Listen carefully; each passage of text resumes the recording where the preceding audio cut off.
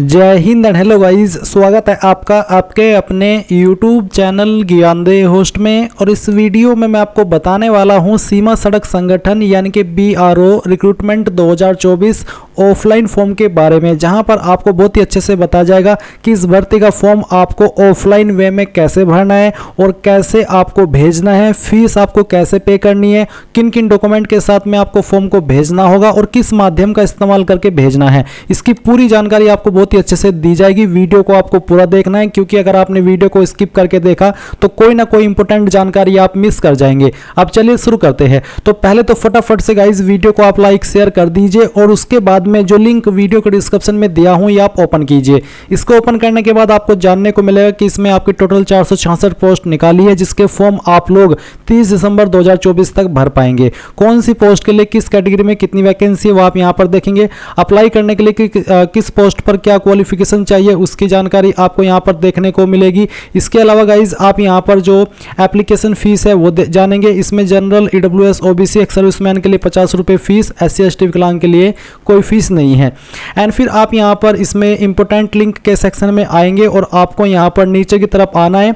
और इसके बाद गाइज आप यहां पर ऑफिशियल नोटिफिकेशन PDF पर क्लिक करेंगे तो आपके सामने नोटिफिकेशन आ जाएगा, जिसमें कि आप और भी डिटेल में पूरी जानकारी ऑफिशियल नोटिफिकेशन से चेक कर सकते हैं। यहां पर आपको आपकी एज लिमिट की जानकारी, इसके अलावा आप यहां पर थोड़ा सा नीचे आकर के जानेंगे कि इसमें कौन सी पोस्ट पर एग्जैक्टली क्या क्वालिफिकेशन मांगी है वो, और यहां पर किन किन डॉक्यूमेंट के साथ में और कैसे फॉर्म को भेजना है उसकी पूरी इंफॉर्मेशन बेसिकली आपको दी गई है। तो एक बार आप यहां पर चाहे तो नोटिफिकेशन को चेक कर लीजिएगा, जिसमें कि आप जैसे कि यहां पर देख सकते हैं कि एज लिमिट की इंफॉर्मेशन दी गई है पोस्ट वाइज, फिर नीचे एज के अंदर छूट मिल रही है वो, इसके अलावा फिर यहां पर आपकी फीस की इंफॉर्मेशन दी गई है। एंड फिर आप थोड़ा सा और नीचे आएंगे तो आप यहां पर बाकी की इंफॉर्मेशन देख लेंगे।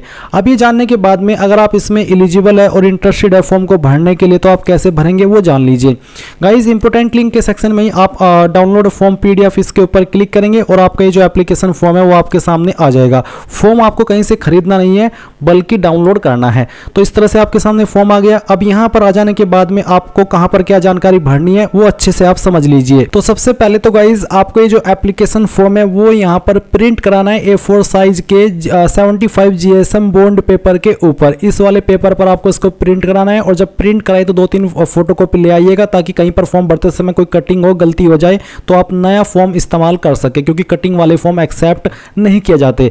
फिर उसके बाद फर्स्ट पॉइंट में आपका जो भी पोस्ट है, जिस पोस्ट पर आप अप्लाई कर रहे हैं उस पोस्ट का नाम आप यहाँ पर लिख देंगे। उसके बाद serial number of post advertisement, यानी कि आपको जो जिस पोस्ट पर आप अप्लाई कर रहे हैं उसका जो सीरियल नंबर है वो बताना है, जिसका मैं एग्जाम्पल एक बार आपको दिखा देता हूँ। मान लीजिए आप अप्लाई कर रहे हैं टर्नर की पोस्ट पर तो इसका सीरियल नंबर है 3, और आप अप्लाई कर रहे हैं ऑपरेटर OG वाली पोस्ट पर तो इसका सीरियल नंबर है 7। अगर आप यहाँ पर जो ड्राइवर मैकेनिकल ट्रांसपोर्ट OG की पोस्ट है जिसके लिए 417 वैकेंसी है, इस पर अप्लाई करें तो इसका जो सीरियल नंबर है वो 5 है, तो वो आप यहाँ पर सीरियल नंबर लिख देंगे। उसके बाद रिक्रूटमेंट सेंटर यहाँ पर दिया है। फिर आता है फोर्थ पॉइंट कैटेगरी का, तो जो भी आपकी कास्ट कैटेगरी है उसी के नीचे आपको राइट का निशान लगा देना है। Passport size colour photograph paste here, आपको यहाँ पर आपका कलर फोटोग्राफ चिपकाना है और 1 महीने से पुराना ये फोटो नहीं होना चाहिए। Signature of candidate covering sign on photograph, आपको आपके सिग्नेचर करने आधे साइन फोटो के ऊपर और आधे यहाँ पर नीचे की तरफ होने चाहिए। फिर 5 पॉइंट लेंथ ऑफ सर्विस, अगर आप एक्स सर्विसमैन है तो आप उसकी जानकारी भरेंगे, नहीं तो आपको खाली छोड़ देना है। 5 पॉइंट है वेटेज परसेंटेज मार्क्स, तो percentage of marks obtained in essential educational या फिर टेक्निकल क्वालिफिकेशन, यानी कि आपकी जो जरूरी क्वालिफिकेशन है, चाहे वो 10वीं हो चाहे 12वीं हो, जिस पोस्ट पर आप अप्लाई करें उस पर कितनी परसेंटेज थी आपकी वो आप यहाँ पर लिखेंगे। प्लस एडिशनल क्लेम्ड एज पर कॉलम नंबर 5।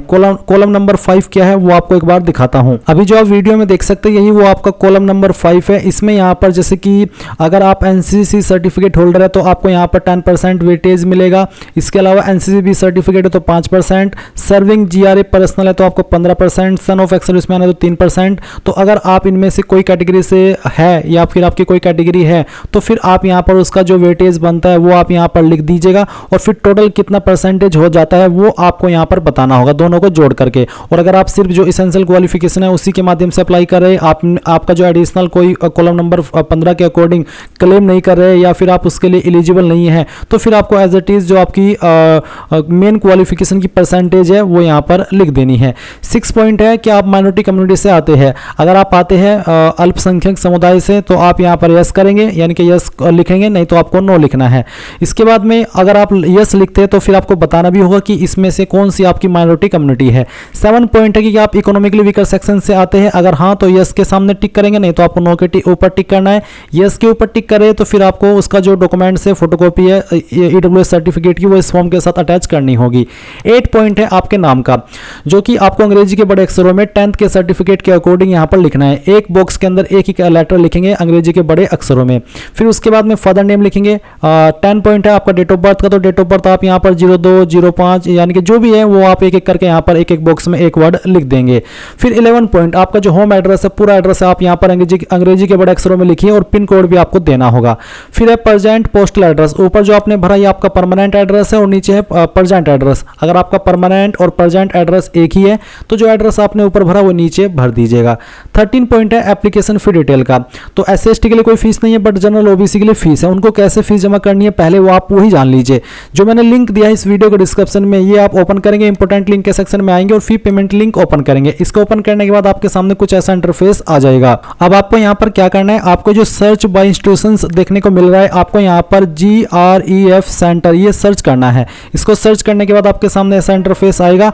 अब आप यहाँ पर इसमें एप्लीकेंट नेम जो आप फॉर्म के अंदर भर रहे हैं अपने वो लिखेंगे, फादर का नेम लिखेंगे, नेशनलिटी में आप यहाँ पर INDIN यानी कि इंडियन लिख देंगे। उसके बाद में डेट ऑफ बर्थ आप जो फॉर्म के अंदर भरे हो अपनी, वो वही डेट ऑफ बर्थ आपको यहाँ पर कैलेंडर के ऊपर क्लिक करके सिलेक्ट कर लेनी है। ये सिलेक्ट करने के बाद मोबाइल नंबर डालेंगे, आपका जो एड्रेस जो आपने फॉर्म के अंदर भरा है ऑफलाइन वाले वो पूरा एड्रेस यहाँ पर डाल देंगे। आधार नंबर डालेंगे। एडवर्टाइजमेंट नंबर इसका क्या है, वो एडवर्टाइजमेंट नंबर आपको डालना है। नंबर है बेसिकली 01/2024, तो यहाँ पर आप 01/2024 लिख देंगे इस तरह से। फिर यहाँ पर आपको ट्रेड यानी कि किस ट्रेड में या फिर किस पोस्ट पर आप अप्लाई करें उस पोस्ट का नाम लिखेंगे। अमाउंट आपकी फीस का 50 है वो आप यहाँ पर लिखेंगे। रिमार्क्स में आप यहाँ पर फी लिख दीजिएगा। उसके बाद में नीचे की तरफ आएंगे, फिर से नाम, आपका date of birth, mobile number और ईमेल आईडी डालेंगे। यहाँ पर टिक करेंगे, एक कैप्चा कोड डालेंगे और फिर नेक्स्ट के ऊपर क्लिक कर देंगे। देन जो इन्फॉर्मेशन आपने यहाँ पर भरी वो आपको एक बार फिर से चेक करने का ऑप्शन मिलेगा, आप उसको वेरीफाई करेंगे। फिर आप कंप्लीट पेमेंट के सेक्शन पर जाकर के आपके किसी भी माध्यम का इस्तेमाल करके फीस जमा कर दीजिए। जैसे आपकी फीस जमा हो जाएगी तो आप उसकी प्रिंट रिसिप्ट ले लेंगे। एंड ये लेने के बाद में आप यहाँ पर नेम ऑफ बैंक, आपको बैंक का नाम देना है जिसके माध्यम से आपने फीस जमा की है। ऑनलाइन पेमेंट रेफरेंस जो आपको मिला है पेमेंट करने के बाद में, रेफरेंस नंबर वो यहाँ पर डालेंगे। ट्रांजैक्शन डेट, किस डेट में आपने फीस जमा की है वो यहाँ पर लिख देंगे। अमाउंट क्या था, 50 रुपये था, वो आप यहाँ पर लिख दीजिएगा। साथ ही proof of online transaction to be attached, जो आप यहाँ पर प्रिंट लिए हो उसकी फोटोकॉपी आपको इस फॉर्म के साथ अटैच करनी होगी। 14 पॉइंट है कि if a candidate belongs to more than one category mentioned in para 4 above, he indicate his double triple category separately in the following boxes using their observation। यानी कि अगर आप एक से ज़्यादा कैटेगरी से बिलोंग करते तो फिर आप यहाँ पर उसकी जो भी कैटेगरी से बिलोंग करते हो वो इन सभी कैटेगरी मेंशन करेंगे। नहीं करते हैं तो इसको इग्नोर कर दीजिए। 15 पॉइंट है कि आप एक सर्विसमैन है, अगर हाँ तो यस, नहीं तो आप नो के ऊपर टिक करेंगे। Whether son of serving retired GRA personnel, अगर हाँ तो यस, नहीं तो आप नो के ऊपर टिक कर देंगे। तो बेसिकली यहाँ पर गाइज आपको जो भी चीज़ आपके ऊपर इसमें एप्लीकेबल है उसमें यस के ऊपर टिक करना, नहीं तो आपको नो पर टिक करना होगा।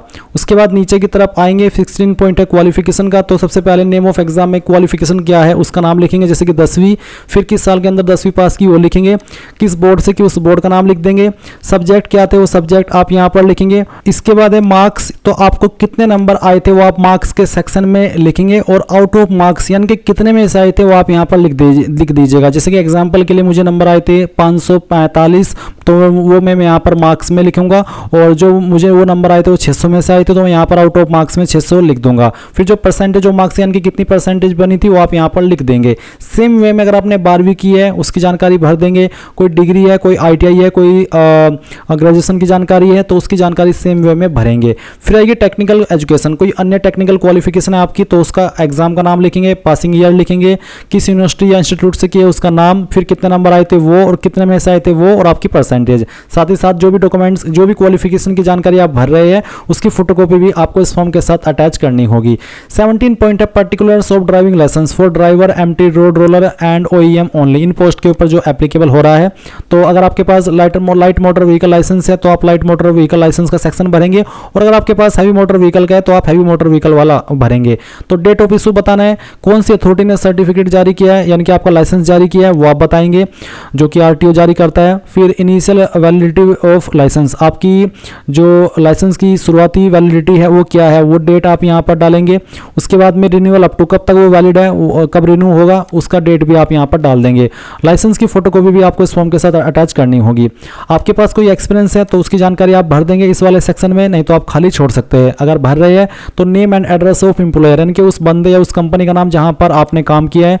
फ्रॉम के अंदर वो डेट जिस डेट में आपने जॉब ज्वाइन की थी, और टू में वो डेट जब तक आपने जॉब की थी। नेचर ऑफ वर्क, किस तरह का काम करते थे थोड़ा शॉर्ट में आप बता दीजिएगा। कितनी मंथली सैलरी आपको मिलती थी वो आप बता दीजिएगा। फिर आपका जो परमानेंट था या टेम्परेरी वो आप यहाँ पर लिख दीजिएगा। साथ ही एक्सपीरियंस सर्टिफिकेट की फोटोकॉपी भी अटैच करनी होगी। इसके बाद है ओनली फॉर बीआरओ लेबर, अगर आप बीआरओ लेबर है सीपीएल एक्सपीरियंस तो आप भरेंगे, नहीं तो आप ये 19 पॉइंट खाली छोड़ दीजिए। 20 पॉइंट है आपका कॉन्टैक्ट मोबाइल नंबर आधार लिंक, यानी कि आपका नंबर आधार से लिंक होना चाहिए, वो नंबर आप यहाँ पर डालिए। आधार कार्ड का नंबर, साथ ही आधार कार्ड की फोटोकॉपी भी अटैच करनी है। कॉन्टैक्ट ईमेल आईडी आपको लिखनी है अंग्रेजी के बड़े अक्षरों के अंदर, डिक्लेरेशन यहाँ पर दिया है आपको। अब आप आएंगे, पहले इसमें कहाँ से आपने फॉर्म को भरा है वो लिखेंगे, किस डेट में भरा है वो डेट। यहाँ पर आपको लेफ्ट हैंड थंब इंप्रेशन लगाना है, यहाँ पर आपको आपके सिग्नेचर करने हैं। Application note signed and incomplete by the candidate will be rejected, यानी कि अगर आपकी साइन नहीं होंगे या इनकम्प्लीट होगी तो फॉर्म रिजेक्ट कर दिया जाएगा। अब नीचे आइए और एडमिट कार्ड की जानकारी भी भर दीजिए। तो फॉर दी पोस्ट ऑफ में फिर से आपकी जिस पोस्ट पर आपने अप्लाई किया है उस पोस्ट का नाम लिखिए, यहाँ पर अपना फोटो चिपका दीजिए। फिर इसके बाद में यहाँ पर आपको to be filled by candidate, यहाँ पर आपको आपका एड्रेस भर देना है। At the time of submission of application, ये आपको एप्लीकेशन फॉर्म, तो आपको यहाँ पर आपके सिग्नेचर करने हैं, लेफ्ट हैंड थंब इंप्रेशन लगाना है, और जो at the time of written test बाकी की आपको खाली छोड़ देना है। सिर्फ आपको अभी के लिए सिर्फ जब फॉर्म भेज रहे हो तभी ये सिग्नेचर करना है और यहाँ पर लेफ्ट हैंड थंब इंप्रेशन लगाने हैं। तो फॉर्म आपने कंप्लीट कर लिया है, अभी आपको इसको कैसे और कहाँ पर भेजना है उसकी जानकारी भी समझ लीजिए। तो जो लिंक मैं आपको वीडियो को डिस्क्रिप्शन में दिया हूँ ये आप ओपन करिएगा। इसको ओपन करने के बाद में आप यहाँ पर आइए और आपको मैं बता दूँ कि आपको ये फॉर्म भेजना है commandant GRF centre Dighi camp Pune, इस एड्रेस के ऊपर बेसिकली भेजना होगा। और जो आपको लिफाफा लेना है उस लिफाफे के ऊपर आपको लिखना है application for the post of, और उसके बाद में उस पोस्ट का नाम जिस पोस्ट पर आपने फॉर्म को भरा है, और फिर एडवर्टाइजमेंट नंबर 01/2024, ये लाइन आपको लिखनी होगी। क्या डॉक्यूमेंट्स भेजने, बेसिकली जो भी डॉक्यूमेंट्स से जुड़ी हुई जानकारी आपने फॉर्म के अंदर भरी है और उससे जुड़े हुए जो भी डॉक्यूमेंट है उनकी फोटोकॉपी भेजनी है, जैसे कि fee receipt, proof of residence, qualification के सर्टिफिकेट, कास्ट सर्टिफिकेट की फोटोकॉपी, डोमिसाइल सर्टिफिकेट, अगर आप विकलांग है तो विकलांगता का सर्टिफिकेट, एंड ये सभी आपको टेस्टिमोनियल गजेटेड ऑफिसर से या फिर सेल्फ अटेस्टेड भी आप कर सकते हैं, ये कराने हैं और दिए गए एड्रेस के ऊपर भेज देना है रजिस्टर्ड पोस्ट के माध्यम से। रजिस्टर्ड पोस्ट का इस्तेमाल आपको करना होगा। एंड यहाँ पर एक लिफाफा लेना है। साथ ही candidate applying for more than post should send separate, अगर आप किसी एक से ज़्यादा पोस्ट पर अप्लाई करें तो आपको अलग अलग फॉर्म एनवलप भेजने होंगे। इसके अलावा one envelope should contain one application for one post only, और एक लिफाफा और अतिरिक्त भेज दीजिएगा 5-10 रुपये का स्टाम्प लगा करके, जिसमें कि फिर आपका एडमिट कार्ड जारी आपको किया जाता है। तो गाइज पूरी जानकारी आपने समझ ली है। अगर अभी भी कोई सवाल डाउट रह गया हो तो कमेंट के माध्यम से पूछ लीजिएगा, और वीडियो को अभी तक लाइक नहीं किया तो कर दीजिए। Thanks for watching. जय हिंद।